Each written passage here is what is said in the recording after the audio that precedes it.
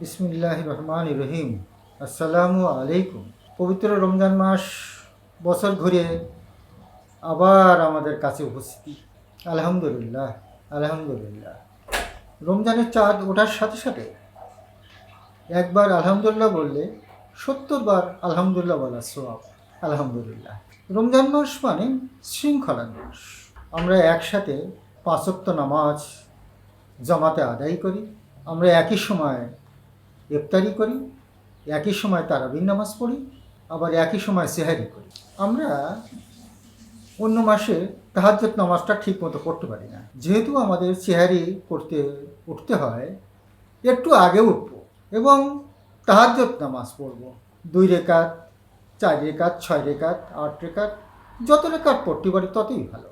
যেহেতু আমরা অন্য মাসে এই তাহাজ্জুদ নামাজটা পড়তে পারি না, এ মাসটা তাহাজ্জুদ নামাজটা মিস দেব না। ইনশাল্লাহ আমরা তাহাজ্জুদ নামাজ পড়ব। খুদা হাফেজ।